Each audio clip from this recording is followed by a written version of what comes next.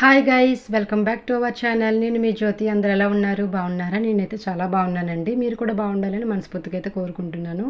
ఇంక ఈరోజు వ్లాగ్ వచ్చేసి అంటే సోమవారం కదండి. ఇంకా ఈరోజు అయితే మార్నింగ్ లేచేసరికి అయితే 6 ఇట్లాగా అయిందనమాట. నైట్ అయితే వర్షం పడింది కదా, వెదర్ కూడా చాలా కూల్గా చాలా ప్రశాంతంగా అయితే ఉందనమాట. అందుకే ఈ పీస్ఫుల్ వాతావరణం ఒకసారి మీకు కూడా చూపించాలని చిన్న క్లిప్ అయితే తీసానండి. ఇంకెక్కడైతే మార్నింగ్ లేవగానే అయితే టీ అయితే పెట్టుకొని ఇంకెక్కడైతే నైట్ ఇడ్లీ రుబ్బు అయితే నానబెట్టాను కదా, కొద్దిగా అయితే సాల్ట్ అనేది వేసుకొని మంచిగా అయితే కలిపి అయితే పక్కన పెట్టుకొని ఇంక ఇడ్లీ అయితే పెడుతున్నానండి. ఇంక ఈలోపు రెండు అక్కడ అవుతున్నాయి కాదా అని చెప్పేసి అయితే ఇంకా బయటకైతే వచ్చి వాకలైతే చిమ్మేసుకుంటున్నాను. ఇంక ఇప్పుడైతే మార్నింగ్ 9 ఎట్లా అవుతుందన్నమాట. టిఫిన్ చేసేసి అంతా అయిపోయిన తర్వాత అయితే కొద్దిగా బయటికి వెళ్ళే పని అయితే ఉందన్నమాట. సో అందుకని చెప్పేసి అయితే స్టార్ట్ అవుతున్నాము. ఏంటి అనుకుంటున్నారా? ఈ వీడియో చివరిదాకా చూస్తే మీకు అర్థమైపోతుందండి. ఈ వీడియో చాలా బాగుంటుంది, చివరిదాకా అయితే చూడండి స్కిప్ చేయకుండా. ఇంక ఇక్కడైతే ఫ్యాన్సీ స్టోర్కి అయితే వచ్చామన్నమాట. మా పిల్లలకైతే ఈరోజు అక్షరాభ్యాసం అయితే చేయించాలనుకుంటున్నామండి.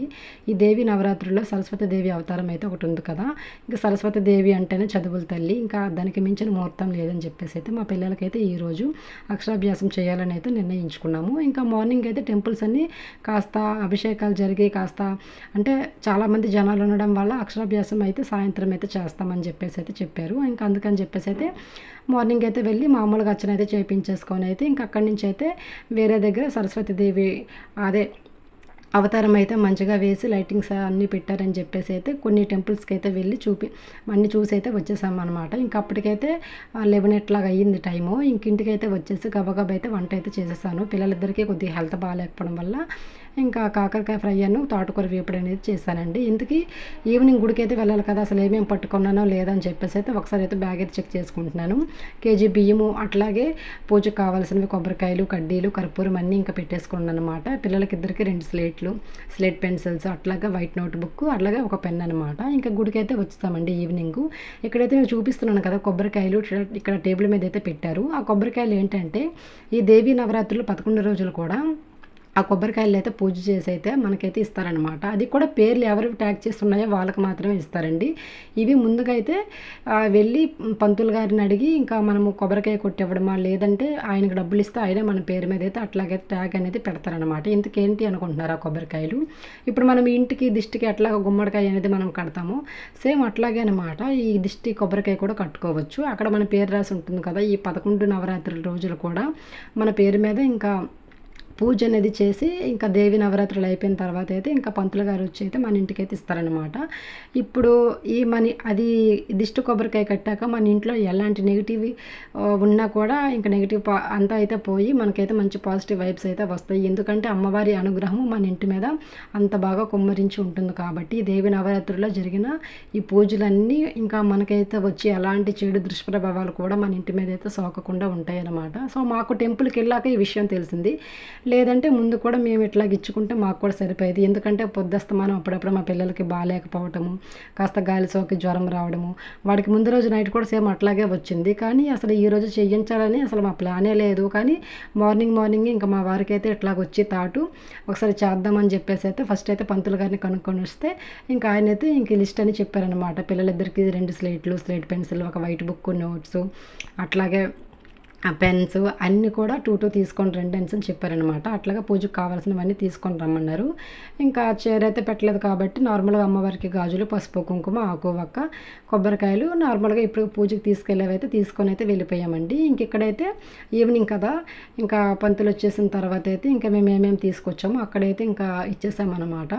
ఇంక ఇక్కడైతే 2 స్లేట్స్ అయితే ఓపెన్ చేసేసి అయితే ఇంకా ఆయన అయితే మా పేరు మీద అయితే ఇంకా అర్చన అనేది స్టార్ట్ చేస్తున్నారు. ఇంకా ఫస్ట్ అయితే ఇంకా పిల్లల చేత అయితే మమ్మల్ని ఇట్లాగా 3 సార్లు అయితే దిద్దించమన్నారనమాట. ఇంకా ఈయన ఏం రాస్తున్నారు అనేది నాకు పెద్దగా అర్థం కాలేదు. శ్రీ ఒకటే అంతగా దీనిగా ఉంది, మిగిలిందంతా అయితే ఇంకా కరెక్ట్గా లేదనమాట. ఇంకెక్కడైతే ఫస్ట్ అయితే మా పాపకైతే ఇచ్చారు.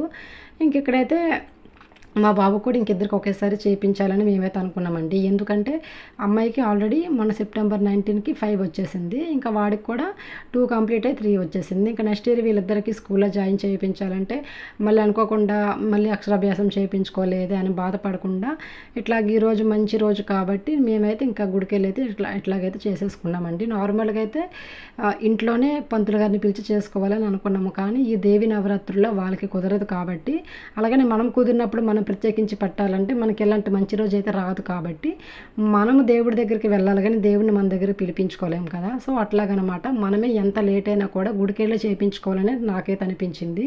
నేను ఇంకా మా వారికి అదే చెప్తే ఇంకా పొద్దున పూట అభిషేకాలు జరగడము కాస్త రద్దీగా ఉండడం వల్ల మమ్మల్ని అయితే ఇంకా సాయంత్రం అయితే రమ్మని చెప్పారు. సాయంత్రం వెళ్ళడం చాలా బాగుంది, పీస్ఫుల్గా వాతావరణం కూడా చాలా బాగుంది. ఇంకా అమ్మవారిని అయితే చూస్తుంటే ఇంకా మామూలుగా లేదండి, కన్నుల పండుగ అయితే ఉంది. అసలు అనుకోలేదు ఇట్లాగ చేపిస్తాము అని చెప్పేసి, ఎందుకంటే ముందు రోజు నైట్ బాబుకి అయితే జ్వరము. కానీ మళ్ళీ ఇంకా ఇట్లా చేయించాలంటే ఇంకొక 1 ఇయర్ ఆగాలి, లేదా మనం ప్రత్యేకించి ఒక రోజు అంటే పెట్టుకోవాలి. అలా ఎందుకు, మనకు వచ్చిన అవకాశాన్ని మనం వినియోగించుకోవడం, అది దేవుడి ముందు ఎలాంటి అవతారం రోజు పెట్టుకుంటే ఇంకా మంచిది. సరస్వతి దేవి అంటేనే చదువుల తల్లి. ఇంకా అలాంటి రోజు మనకి మన పిల్లలకి వచ్చిందా, ఇలాంటి అదృష్టం అయితే అసలు పోగొట్టుకోకూడదండి. సో తెలియని వాళ్ళైతే ఖచ్చితంగా ఈ దేవి నవరాత్రుల్లో సరస్వతి దేవి అవతారం రోజైతే ఖచ్చితంగా అయితే పూజలు అనేది పెట్టించుకోవాలండి. మేము వెళ్ళే టైంకే అంటే అప్పటికైతే ఇంకా పంతులు రాలేదు, కానీ ఇంకా పొద్దున పూట ఎవరో వచ్చిన వాళ్ళు వెళ్ళిన వాళ్ళు అయితే చాలామంది అయితే అక్కడ బుక్స్ అయితే పెట్టారనమాట. అంటే రాబోయే కాంపిటేటివ్ ఎగ్జామ్స్లో రాసిన వాళ్ళు కానీ, జాబ్ కోర్సింగ్ చేసిన వాళ్ళు కానీ, కోచింగ్లో ఉన్న వాళ్ళు కానీ, వాళ్ళందరూ అయితే తీసుకొచ్చి అమ్మవారి దగ్గర అయితే బుక్స్ అయితే పెట్టారనమాట. నేను పూజ అయిపోయిన తర్వాత అడిగాను అనమాట, ఎందుకండి ఈ బుక్స్ అని. అంటే వీళ్ళందరూ కాంపిటేటివ్ ఎగ్జామ్స్కి ప్రిపేర్ అయిన వాళ్ళు, అమ్మ జాబ్ కొట్టాలి అని చెప్పి కోచింగ్లు తీసుకుంటారు కదా, వాళ్ళు ఇట్లాగైతే పెట్టుకున్నారు. ఇంకా అమ్మవారి అనుగ్రహం ఎవరికి ఎట్లా ఉంటుందో తెలియదు, కానీ ఇక్కడ ఎవ్రీ ఇయర్ బుక్స్ పెట్టిన ప్రతి ఒక్కరికైతే నెక్స్ట్ ఇయర్కి అయితే జాబ్ వచ్చే అనే గుడ్ న్యూస్ అయితే మాకు వచ్చేదనమాట. సో అట్లా చెప్తే నాకు చాలా హ్యాపీ అనిపించింది. అంటే ఈరోజు మేము రావడము, ఇలాగ పిల్లల చేత ఇట్లా అక్షరాభ్యాసం చేసుకోవడం చాలా లక్కీ అనిపించింది. ఏది ఏమైనప్పటికీ మా పిల్లలకి మంచిగా చదువుకోవాలని అయితే నేనైతే మనస్ఫూర్తిగా అయితే కోరుకున్నానండి. ఇంకా పెద్ద అయిన తర్వాత వాళ్ళు ఎలా ఉంటారో తెలియదు. అమ్మగారి అనుగ్రహం అయితే ఈ రోజుకి ఇట్లాగైతే అనిపించింది. ఇంకా మా వారు అయితే ఇంకా పూజ అయితే స్టార్ట్ చేశారు కదండి. ఇంకా పిల్లల చేత అయితే ఓం నమ శివాయ ఇట్లాగ రాయిపించారు. ఇంకొక స్లేట్ మీద వేరేదైతే రాయిపించారనమాట. సో నాకు ఇంకా అది అర్థం కాలేదు.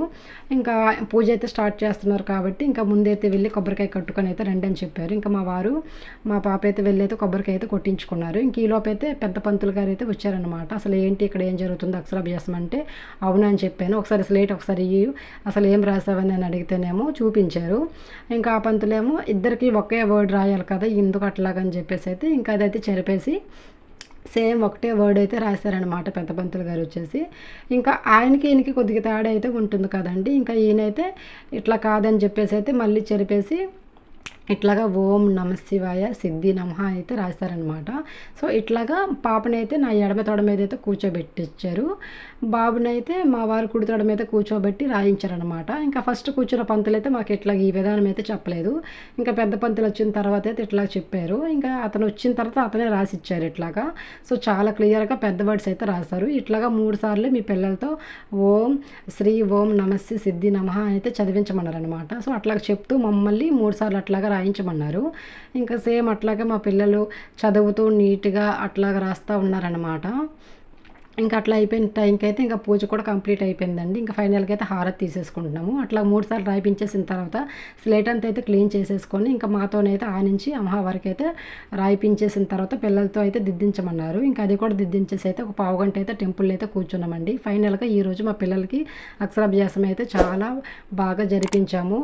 చాలా హ్యాపీ కూడా అనిపించింది అనమాట. ఈ వీడియో ఫస్ట్ టైం చూసిన వారైతే తప్పకుండా మన ఛానల్ అయితే సబ్స్క్రైబ్ చేసుకోండి ఫ్రెండ్స్, అలాగే లైక్ కూడా చేయండి. ఈ వీడియో చూసినందుకైతే thanks for watching friends. Bye bye.